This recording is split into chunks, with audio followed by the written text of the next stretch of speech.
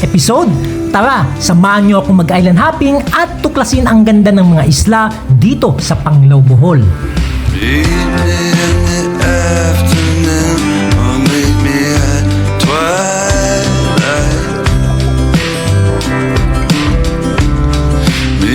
And yes, totoo ang chismis na dito mo lang makikita ang pinakamahal na buko sa buong Pilipinas.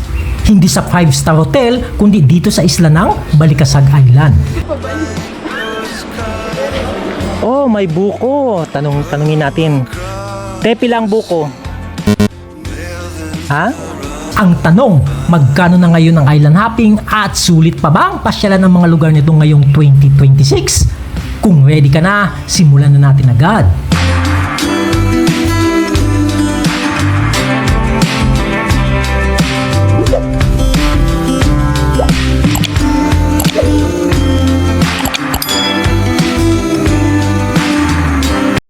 Bago natin simulan ang island hopping activity, I want you to know that this is a DIY tour. Wala tayong kinontak na tao in advance or kahit na anong tour agency. What I did was, I just went straight here at Alona Beach. May makikita kang mga tao dito, just like in Boracay Beach na merong nag-aalok ng mga activities. Initially, the price for the island hopping is 1,200 pesos. But the guy offered it for me for 1,000 pesos. Ngayon, depende sa kung sinong kontak mo, island hopping prices here in Panglao, Bohol could reach as high as 1,400 pesos or as low as 900 pesos. Pero okay na ako dito sa 1,000 pesos, mga ka-wonder, dahil walk-in tayo ngayong umaga. At least kahit papaano ay may commission din kita itong si Kuya. Right now, we are here at the other end of Alona Beach na kung saan dito ang jump-off point ng mga turistang mag-island hopping. Unlike yung ibang island hopping na na-experience natin gaya sa Coron, Palawan at Gigantes Island sa Iloilo, this time sa halagang 1,000 pesos ay hindi pa kasama ang food. Pero sabi ni Kuya, meron naman daw mga kainan pagdating natin dun sa Balikasag Island. Let's see kung anong mga pwedeng makain natin dun.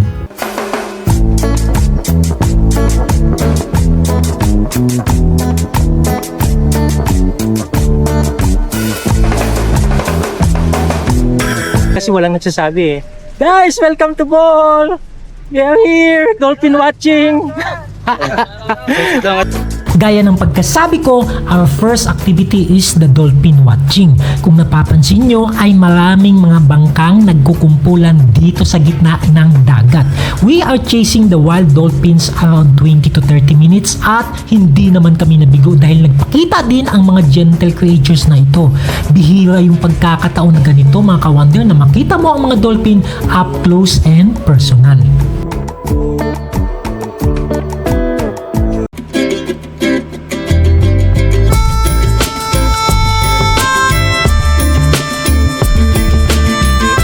After namin sa dolphin watching, dumiretso na kami dito sa Balikasag Island.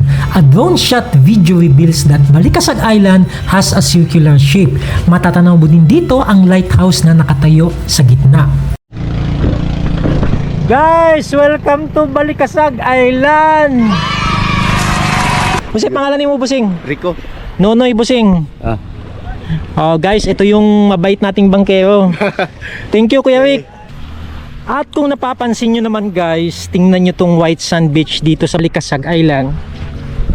Nakita ko naman, hindi siya ganun kapino kasi kung titingnan nyo, ayan, let's take a look at it. Ayan. So may mga pebbles siya. Napansin ko na marami na rin mga residenteng nakatira dito. Maraming cottages, ang iba sinira na ng mga nakaraang bagyo.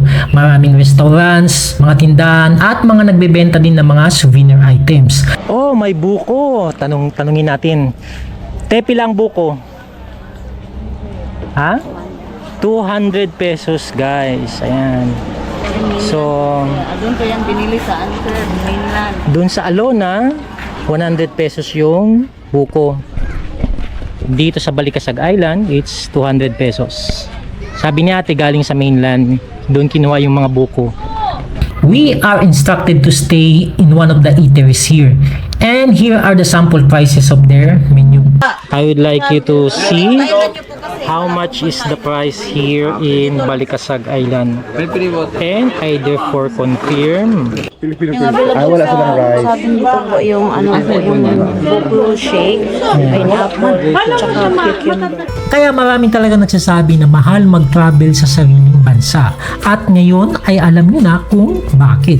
Habang nasa Balikasag Island kami, they announced that our next activity is snorkeling. With the high hopes na makita ang pawikan. Dahil busy tayo sa pagkuha ng video at drone footage, di tuloy ako naka-attend ng briefing.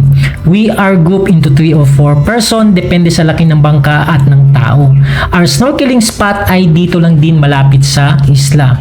Yung bangka na gamit namin ay may butas pa. Kaya tinulungan ko ng bangkero namin na magtanggal ng tubig. Dinala kami ng bangkero away sa mga madaming tao. Sa isang spot na kung saan kami lang ang nandoon. Unfortunately, ang mga pawikan ay andun sa mga grupo ng turista at wala sa spot namin. Pero nabiyayaan naman kami sa spot namin ng mga magagandang corals at coral fishes. Sa totoo lang guys, ang tagal namin nagstay sa Balikasag Island.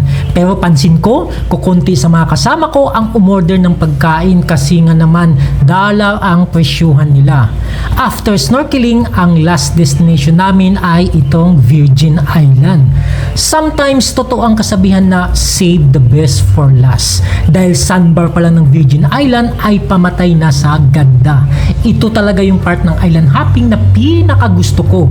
Kung tutuusin, maliit lang ang Virgin Island mga ka-wonder. Pero kung maliit man sa paningin nyo, sobrang ganda naman ito pag mapuntahan nyo at makita sa personal. How much po yung entrance?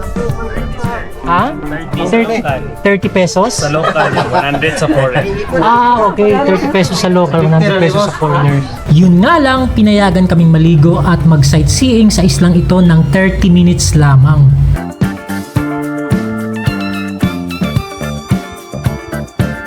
Half day lang ang island hopping activity nito guys. 12:30 ng tanghali kami nakabalik sa Alona Beach. Ang ending, sa Jollibee na nga lang talaga ako nananghalian. Thank you so much for watching mga ka-wonder. Hanggang dito na lang muna tayo ulit. See you on our next adventure.